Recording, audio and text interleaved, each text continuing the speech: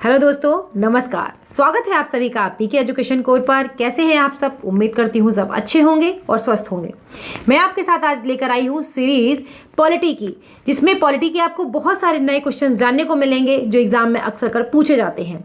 और सबसे बड़ी बात यह है कि जो भी क्वेश्चन मैं आपके साथ डिस्कस कर रही हूँ, इसको सभी का सभी डिटेल में मैंने आपके साथ पहले डिस्कस किया हुआ है। तो जिन लोगों ने पॉलिटी की सीरीज नहीं देखी है, उसको ज़रूर देखें एक बार, ताकि आपको यहाँ से ये सारे पॉइंट्स क्लियर हो जाएंगे। और जब तक आप क्वेश्चन लगाना शुरू नहीं करेंगे, आप अपनी जो आपकी नॉलेज है या जो आपका कॉन्फिडेंस है वो नहीं बिल्डअप हो सकता है। तो चलिए, बहुत थोड़े थोड़े क्वेश्चंस लेकर मैं आपके साथ शुरू कर रही हूँ ये सीरीज। अगर आपको अच्छी लगती रहेगी तो मैं आपके साथ ढेरों ऐसे क्वेश्चंस लेकर आऊँगी। तो बिना देर किए हुए शुरू करते हैं और बढ़ते हैं अपने पहले क्वेश्चन की तरफ। पहला क्वेश्चन है, निम्नलिखित में से किस अधिनियम के अंतर्गत भारतीय विधान परिषद को बजट पर बहस करने की शक्ति प्राप्त हुई थी? देखिए, भारत का जो क्रमिक विकास हुआ है ना संविधान की तरफ, वो एक एक करके धीमे धीमे ही चीजें मिलती गई। डिटेल में मैं यहाँ पर आपके साथ नहीं ज्यादा बातें करने वाली हूँ। सीधे ऑप्शन पर आते हैं। भारतीय परिषद अधिनियम 1861, भारतीय परिषद अधिनियम 1892, भारतीय परिषद अधिनियम 1909 और भारतीय शासन अधिनियम 1909। अगर ये सारे अधिनियम आपको पता है तो मैं आपसे रिक्वेस्ट करूंगी एटलीस्ट एक एक लाइन या एक एक इंपॉर्टेंट चीज इन अधिनियम के बारे में जरूर बताएं। ऑप्शन के तौर पर अगर यहाँ देखते हैं तो सही आंसर जो हो जाएगा वो क्या हो जाएगा आपका ऑप्शन, यहाँ पर सही आंसर हो जाएगा ऑप्शन बी, 1892 यहाँ पर सही आंसर हो जाएगा। अगला प्रश्न देखते हैं, संविधान सभा के सदस्यों का चुनाव कैसे होता था या कैसे हुआ था? सॉरी, होता नहीं था, कैसे हुआ था। जो संविधान सभा के सदस्य थे उनका चुनाव कैसे हुआ था? सीधे जनता के द्वारा, भारतीय राष्ट्रीय कांग्रेस के नामांकन द्वारा, भारतीय राजाओं के शासकों से नामांकन द्वारा, या फिर प्रांतीय विधान सभाओं के द्वारा? ये बहुत ही महत्वपूर्ण क्वेश्चन है, बहुत बार एग्जाम में पूछा गया है। तो हम जानते हैं और आप भी शायद जानते होंगे, ये बहुत ही पेट क्वेश्चन है, हर एग्जाम में पूछा ही गया है ऑलमोस्ट। ऑप्शन डी यहाँ से बिल्कुल सही आंसर आपका हो जाएगा। क्या ऑप्शन सही होगा? ऑप्शन डी यहाँ पर सही आंसर हो जाएगा। अगला प्रश्न देखते हैं, सूची 1 को सूची 2 से सम्मिलित करना है। और क्या है इसमें? देखिए, सूची में कहा जा रहा है कि नियंत्रण परिषद जो थी उसकी स्थापना कब हुई थी, सर्वोच्च न्यायालय की स्थापना कब हुई थी, इंग्लिश मिशनरियों का भारत में कार्य करने की अनुमति और गवर्नर जनरल की परिषद में कानूनी सदस्यों की नियुक्ति। ये वाकई आपको लाइन बना के लिखने पड़ेंगे, तभी आपको याद रहेंगे। अगर आप इनको एक बार पढ़ के सोचें आपको याद हो जाएंगे तो शायद थोड़ा मुश्किल होगा। तो नियंत्रण परिषद की स्थापना, अगर आपको इसमें से एक पता है तो पकड़िए किसी एक क्वेश्चन को और देखिए इसमें से क्या है। जो सर्वोच्च न्यायालय की स्थापना अगर आपको पता है तो बी का यहाँ पर कौन सा ऑप्शन सही हो जाएगा? जैसे आपको पता है कि अगर 1773 में हुई थी ये बात, तो यहाँ पर आपको 2 ऑप्शन मिलते हैं, एक तो बी मिलता है और एक डी मिलता है। देखिए, क्वेश्चन एलिमिनेट तो आपको करना सीखना ही पड़ेगा, तभी जाकर आपके क्वेश्चन सही हो पाते हैं ज़्यादातर। तो सर्वोच्च न्यायालय की स्थापना हमें 2 में मिलती है। ये हुई थी नियामक अधिनियम 1773 में। नियंत्रण परिषद की स्थापना हुई थी पिट्स का भारतीय अधिनियम 1784 में। इंग्लिश मिशनरियों का भारत में कार्य करने की अनुमति मिली थी चार्टर अधिनियम 1813 में।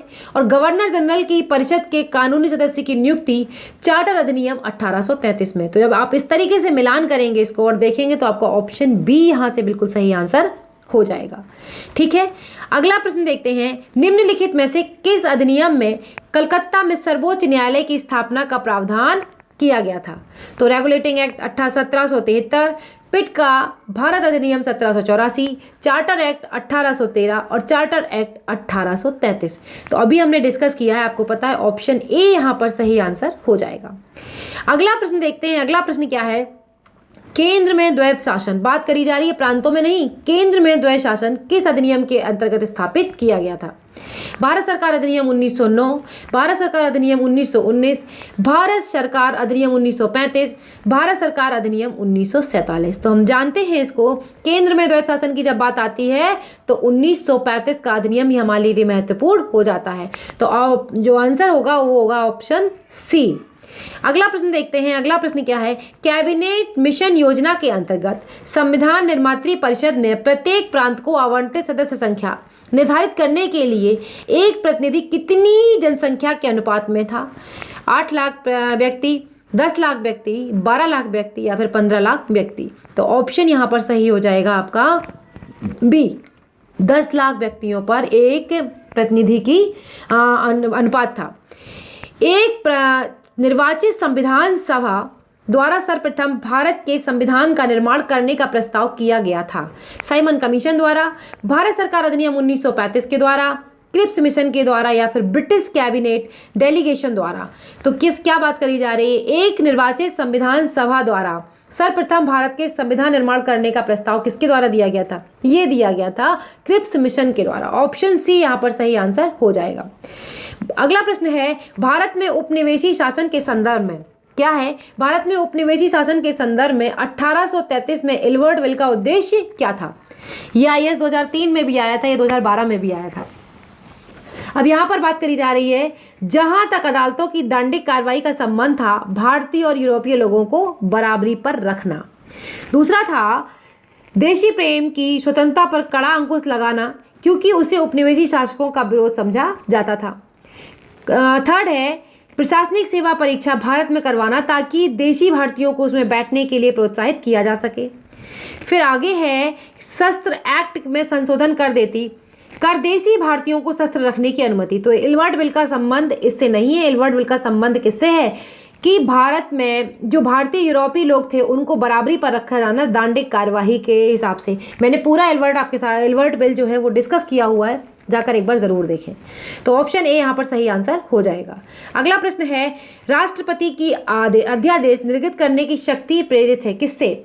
भारत सरकार अधिनियम 1919 से, भारत सरकार अधिनियम 1935 से, भारत सरकार अधिनियम 1909 और भारत सरकार अधिनियम 1947। तो ऑप्शन के तौर पर अगर देखें तो ऑप्शन बी यहाँ पर सही आंसर हो जाएगा। हमें पता है कि ज़्यादातर चीज़ें हमने किससे ली हैं? हमने 1935 के अधिनियम से ही ली हैं। अगला प्रश्न है आपके सामने, भारतीय विधान पालिका प्रथम बार द्विसदनीय कब बनाई गई थी? 1892 में जो कौंसिल एक्ट था उसके द्वारा, 1909 के भारतीय कौंसिल एक्ट द्वारा, 1919 के भारत सरकार अधिनियम द्वारा या फिर 1935 के भारत सरकार अधिनियम के द्वारा। तो कब बनाई गई थी? ये बनाई गई थी ऑप्शन सी यहाँ पर सही आंसर हो जाएगा। क्या हो जाएगा? Option C. क्वेश्चन नंबर 10 का ऑप्शन सी यहाँ पर सही आंसर है। ये थोड़े से प्रश्न थे जो मैंने आपके साथ डिस्कस किए। मुझे लगता है ये सारे के सारे प्रश्न बहुत ज़्यादा महत्वपूर्ण हैं। आप इनको रिवाइज करते रहें और जितना ज़्यादा हो सके क्वेश्चंस लगाएं, आपको बहुत ज़्यादा फायदा होगा एग्जाम में। अगले वीडियो में फिर मिलेंगे, तब तक के लिए बाय बाय दोस्तों, नमस्कार।